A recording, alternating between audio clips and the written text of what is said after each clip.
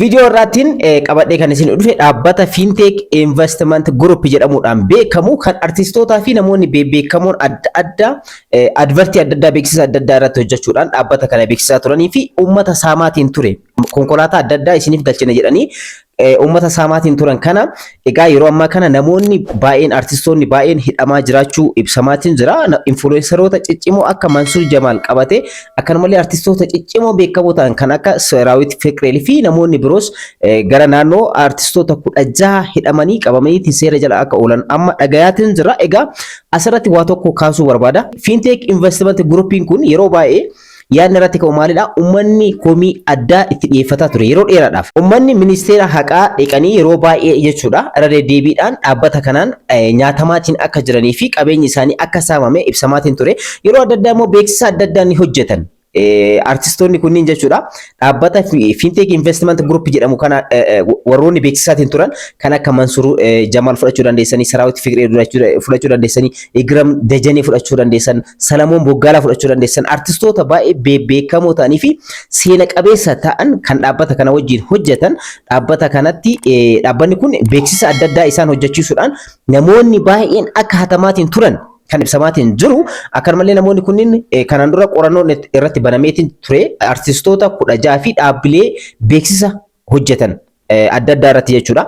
Kana qofa osoo hin taane dhaabbanni kunis yeroodhaaf qabeenyi isaa akka qabamu taasifameetiin jira.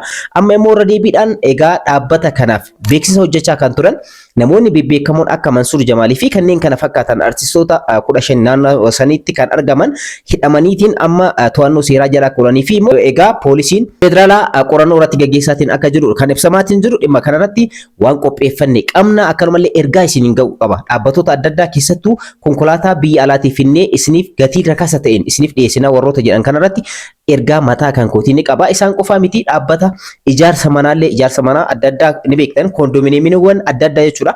Kilaasiidhaan ni gurgurra warroota jedhan kanarratti illee ergaa addaa qaba. Inni biraa immoo kan ilaalu dhimma miiliyoon diribaati. Baay'een keessan ni beektan miti. Egaa amantiidhaan wal qabatee kan dhiyaataatiin jiru. Mee viidiyoo tana dhageeffadhaati waan inni jedhe kana dhageeffannee achirraa immoo yaadota adda addaa isiniif dhiyeessa jechuudha.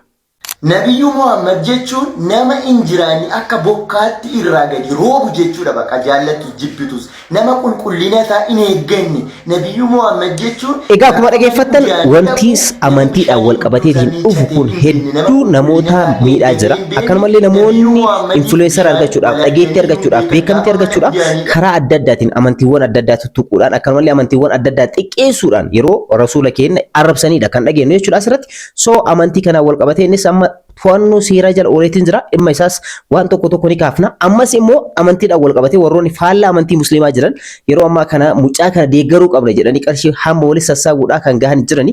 Dhimmi uummata musliimaa ilaallatu uummata kiristaanaas uummata pheenxees uummata kamiinuu ni ilaallata jedheetii yaadaan akka kan kootti. Maaliif amantii kabajuun amantii walii kabajuun biyya tokko keessa jiraachuudhaaf murteessaa waan ta'eef jechuudha. So dhimma kanarratti har'a ni mari'anna. Akkanumallee wantoota jiran yaada adda addaa kan ilaallu ta'a. Egaa kanarratti ni ilaalla. Keessattuu dhaabbattoota akkanaa kanneen hattootaan marfamanii jiran namoota beekamoo dhaabbanni akkanaa uummata hatuudhaaf qophaa'an kun baay'een isaanii namoota beekamoodha. Qarshiidhaan bituudhaan akka dhaabbata kana beeksisanii fi akkanumallee namoonni namoota beekamoo kanarratti amantii qaban waan ta'eef qabeenya baay'ee baasaniitiin kan itti seenan jechuudha. Kanarraa of eeggannoo isin gochuu qabdaniin har'a kana qabadee kan isin dhufe ani mo'eedha. Chaanala kan Soofuma Raapparraa warroonni yeroo jalqabaatiif gara YouTube chaanalii kanaatti dhuftan YouTube chaanaliin kun kan keessanii kan teekinooloojiidhaan itti wal bartanii akkanumallee yeroo adda addaa immoo reakshinii adda addaa kan akkanaa kanneen kan namoota qarqaruu danda'an kan namoota saaxilan namoonni akka irraa of eeganiif immoo of eeggannoodhaaf kan hojjennu baay'eetu jira waan ta'eef kanaaf warroonni YouTube chaanalii kanaaf hordoftan subscribe like share gochuun irraanfatina. Amma gara dhimmicha itti dhufneetti ceena. Egaa poolisiin federaalaa akka ibsetti namoonni 6 egaa to'annoo seeraa jala akka oolanidha kan beekame jechuudha. Artistoota adda addaatii fi akkanumallee influenceroota adda addaa kan akka Mansuur Jamaal jechuudha. Namoota kanneen fudhachuu maqaa dhaquudhaaf egaa baay'een keessan ni beektan. Mansuur Jamaal influencera cimaa TikTok irratti beekamuu fi akkanumallee nama beekamtii qabudha. Akkanumallee artistoota akka Saraawit Fiqreedha, Igram Dajaneedha, Salamoon Boggaalaadha, akkanumallee Abrahaam Yaared kan jedhamu ni jira. Egaa isaan kunniin hundumtiniyyuu to'annoo seeraa jala oolanii egaa dhaabbata kana irra deddeebiidhaan uummanni iyyataatiin ture. So dhaabbanni kana immoo isaan beeksisaatiin turan. Osoo uummanni iyyatu isaanis uummata tuffii irraa kan ka'e egaa dhaabbata kanaaf beeksisa adda addaa hojjetaatiin turan. ummanni akka amanuuf jechuudha. So ummanni immoo saamamaatiin kan ture. So ministeera haqaa fuulduratti seenanii akkuma viidiyoo kana asirratti argaatiin jiran ministeera haqaa dhaqanii ummanni sirriitti iyyachaatiin ture. Waan isin ajaa'ibsiisu yeroo isaan beeksisa hojjetan beeksisa isaanii dhageeffatan yoo ta'e makiinaa tokko makiinaa manaa jechuudha kan namni itti fayyadamu 950 isiniif dhiyeessina qatii rakasa ta'een jedhanii namoonni akka qarshii qabsiisan taasisanii ergasii immoo qarshii isaanii nyaatanii kan rakkashaatiin jiru jechuudha ummanni. So iyyannoo uummata irraa ka'uudhaan immoo mootummaanis sakatta'iinsa taasiseen uummata kana seera jala oolcheetiin jira. Baay'ee an artistoota kanneen hedduun kabaja hedduun jaalanna fiilmiiwwan adda addaa irratti biyya keenya keessatti egaa gaheen isaan taphatan xiqqaadhaa miti. Garuu immoo isaan tuuf xiqqeessi gaafa uummanni iyyatee dhaabbanni kun nu hataatiin jira dhaabbanni kun qabeenya keenya qabateetiin nu hataatiin jira jedhan garuu isaan dhageettii isaaniitti fayyadamanii ammas beeksisa dhaabbata kana wajjin hojjetaatiin kan turan. So isaanis akkuma isaaniitti akkuma dhaabbaticha kanaatti hattootaa jechuudha. So kanaafiyyuu namoonni kunis namoota laayyootti ilaalamanii miti mee beeksisa isaan hojjetanii fi akkaataa ittiin nama amansiisuudhaaf wanta isaan hojjetan mee beeksisa kana dhageeffannee walitti haa deebinu wantoota jiran tokko tokko ni ilaalla. የፊንቴክ ደንበኞች እንኳን ደስ አላችሁ። ግቢው ጠቅላላ በፊንቴክ ነው ያለው። ግቢው ጠቅላላ ፊንቴክ ነው ያለው። ዋው የእውነት ደርሰዋል። በጣም ግሩም አሜዚንግ ብራዘር።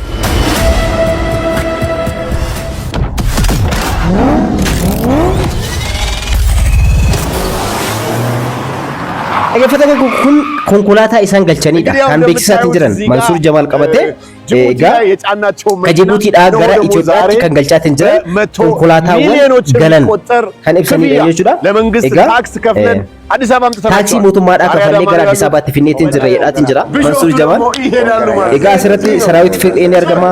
Liji Abrahaam akkas na fakkaate maqaan isaa isa kana.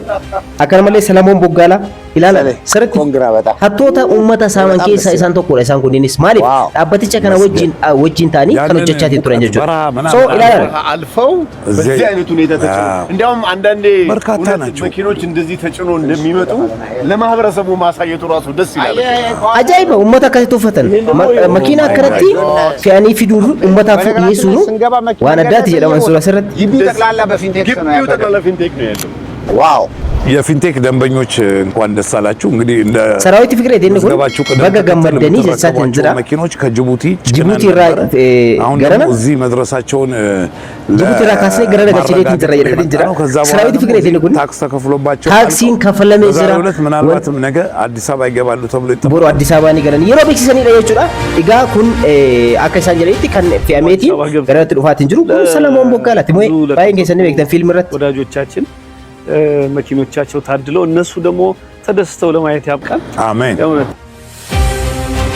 ከነ ፈካታ ኢጋ ቤክሲም ኢሳን ሆጀተን የሮ አደዳ ዳበተ ከረረቲ ከውሚን ከውቴ ሰማይዳ ነሞታ ማለቀን ያታዲዳ እርቀሲ ሞማቱ ተይ ሚኒስቴር ሀቃ ፉልዱረቲ ኢጋ ሚኒስቴር ሀቃ ዲቀኒ ኡመን የሮ የኖ የፈተኒቲ መንሱር ጀማል አርጋኒቲን ኡመን አከሚቲ አከ ኢቲን isa itti salphisee fi gaafii isa gaafachaatiin turan mee wajjin daawwannee walitti adeebin.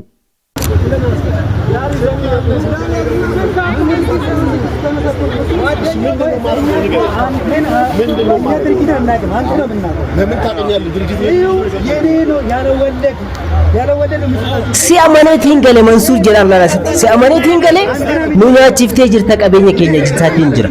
Ana maaliif amantaa jedhan beeksisa dhaabbata kana hojjechaatiin meelalan beeksisa jedhani kun so beeksisa isaaniif hojjeta dhaabbaticha kanaaf hojjeta anamaaf na amante jedha sababa kee waan si amaneef seeni jedhaatiin gaafataatiin jiru obboleessi keenya asirratti egaa makiinaawwan isaan beeksisaa turan sababa isaatiin garanatti dhufanii uummanni qarshii isaanii baasanii kafalaniitiin kan qarshii isaanii nyaataman jechuudha dhaabbanni kun kan nyaata inni immoo ni waakkata maaf na amanta argitanii shawaa miidiyaa kanarratti deemu dhaabbattoonni adda addaa akkaataa ittiin nama itti nyaataa jiran asirraa hubachuu dandeessan.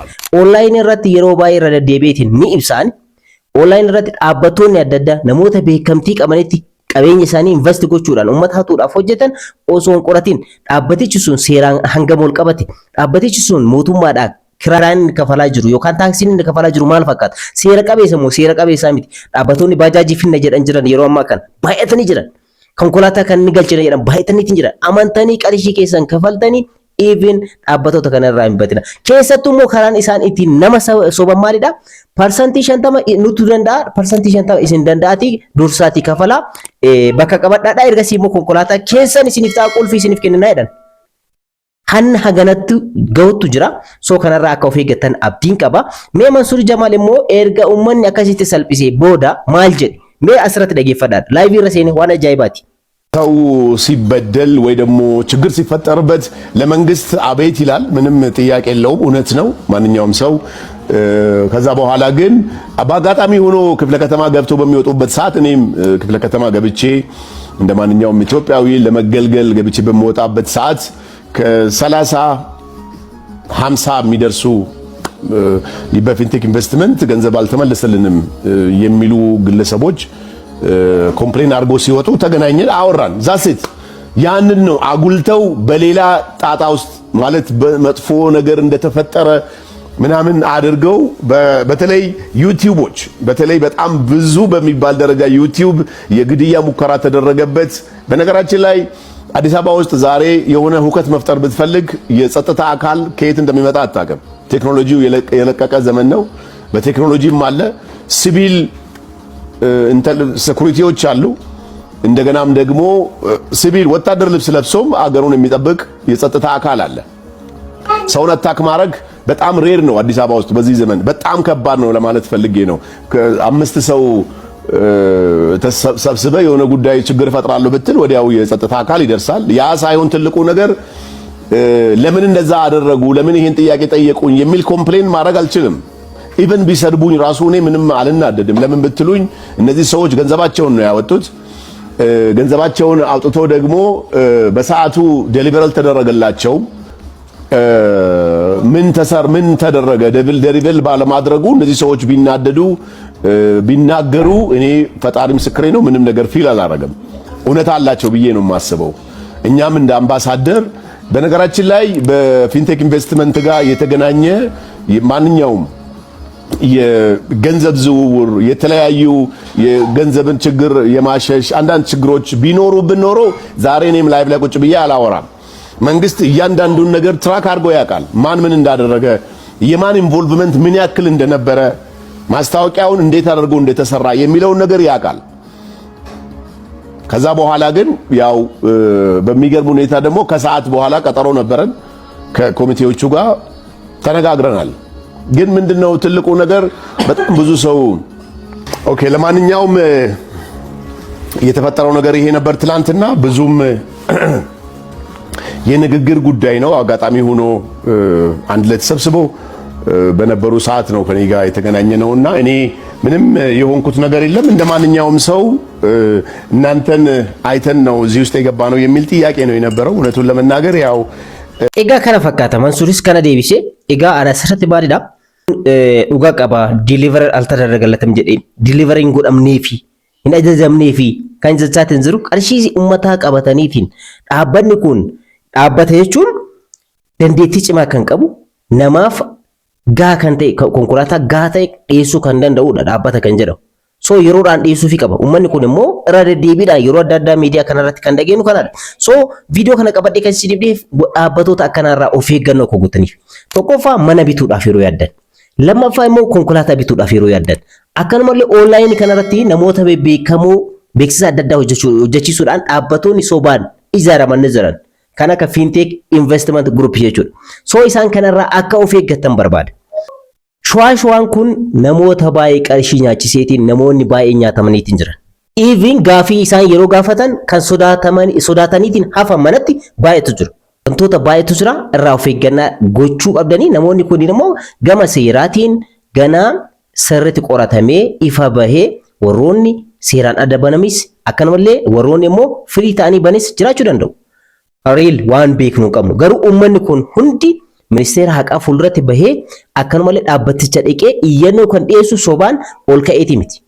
So kanaaf dhaabbatoota akkanaa kanarraa of eeggadhaa isin jechuu barbaada. Gara dhimma kan koo kan lammaffaatti yeroo darbinu eega miliyoon dirribaa baay'een keessan ni beektan isa uummata Oromoo kana cabsuudhaan warroota sooshaal miidiyaa irratti argaman keessaa isa tokkodha. Baay'ee yaan nama kana even barbaachisaadha jedheetiin nama yaadullee miti. Nama ummata kanaafis fayyadu miti nama namaafis fayyadu miti nama ofiifis fayyadu miti. So maalifi amantiin kan dhuunfaati. Amantii tokko jaalachuu danda'a, jibbuus danda'a.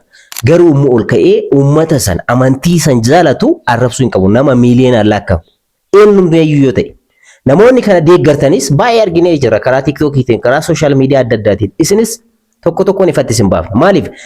Keessattuu amantii walitti buusuudhaaf karoora ajandaa biraa qabatanii kan deeman baay'eetu jira waan ta'eef. So mee waan inni jedhe asirratti dhageeffannee walitti haa deebinu. Mucaacha kana akkamitti amantii akka xiqqeessee fi akka arrabse amma immoo taatee irratti taatiin jiru dhageettaatiin jirti. Nabiyyu Muhammad jechuun nama injiraanii akka bokkaatti irraa gadi roobu jechuudha bakka jaallattu jibbitus nama qulqullina isaa hin eegganne. Nabiyyu Muhammad jechuun gaafa mana udaanii dhaqu nama bishaanii dhudduu isaa miiccatee hin beekne nama qulqullina isaa eeggatee hin beekne. Nabiyyu Muhammadiif bishaan wal arganii hin beekan gaafa mana udaanii dhaqu dhagaadhaan dhudduu isaa nama xaragatu jechuudha bakka dhagaa 3 yookaan dhagaa 5 yookaan dhagaa 7 nama dhudduu isaa qulqulleeffatee ka'udha jechuudha. Nabiyyu Muhammad jechuun nama bishaan kuufamaatti dhaqee uduu godhatee gaafa namni itti dhufu rakkoo hin qabu jedheedha. Bishaan kuufamaa sanatti maaltu gatama yoo jette laguu dubartootaa, saroota garaagaraa, adurree garaagaraa, qoshaashaa garaagaraatti itti gatama jechuudha achi keessatti jaallattu jibbitus jechuudha. Nabiyyu Muhammad haasawa kana fixuun barbaadu baay'een keessan karaa sooshaal miidiyaatiin dhageettaniitiin jirtanii egaa suura keenya yeroo arrabsuudha kan asirratti dhageenyu sallallahu alaihi wasallam. Garuu asirratti wanti isin beekuu qabdan baay'izawee namoota akkanaa kana kan jihaadatti baanidha dhugaa dubbachuudhaaf. Garuu immoo seerri si dhorka. Egaa biyya keenya keessatti qabameetiin gara mana hidhaatti akka geeffame argineetiin jira. Hundi keessanuu viidiyoowwan kanneen ilaaluu dandeessanii akkanumallee yeroo adda addaa dhufeetiin dhiifama gaafachaatiin jira argineetiin jira. Hundi keessanuu argitanii jirtan. So waa'ee kanarraa baay'ee haasa'uun barbaadu. Innis tasgabbiidhaan qaamni seeraa qabateetiin jira. Egaa sirriitti seeraan waan barbaachisu qoratamee irratti ni adeemsifama jenneetiin eegna. Namoota akkanaa immoo nuti of keessaa baasuudhaaf irratti xiyyeeffachuu qabna. Ani immoo namoota akkanaa kanarratti miti kaayyoon kanko warroota amantii sababeeffachuudhaan yeroo namoonni horkora akkanaa kana sabaa fi saba gidduutti yookaan amantiidhaaf amantii gidduutti uumuudhaaf kan rakkoo addaa uumtan isin irratti kaayyoon kanko. So kanaaf namoota akkanaa kana kan qabamuu qaban isaa miti. Inni balleesseera almost seerri waan ajajuun ni hidha seerri adabbii isaanii kennaaf. Garuu immoo namoota akkana kana deeggaruu qabna jedhan namoota 1000 argaatiin jira. Isaan irratti duuluudha. Duulli guddaan isaan barbaachisa. Maaliif? Amantiin kan dhuunfaati. Dhuunfaa keetti waan barbaadetti amanuu ni dandeessa. Garuu immoo amantii namaa walitti buusuudhaaf xiqqeessuudhaaf miidiyaa irratti warroonni dhuftan kun miidiyaa irraa isin geggeessina ni ilaala wajjumaan jechuudha. Egaa kanarraa kana fakkaata reaction viidiyoon kan koo egaa dhimmoota kanneen lamaan irratti hamma danda'ame tokko yaada kan koo qoodeetiin jira. Yeroo itti immoo viidiyoo biraatiin wal argina akkasitti nagaan naa turaa isiniin jecha warroonni YouTube channel kanaaf follow taatan subscribe like share gochuun irraanfatinaa. Yeroo biraa viidiyoo biraatiin wal argina akkasitti nagaan naa jiraadha.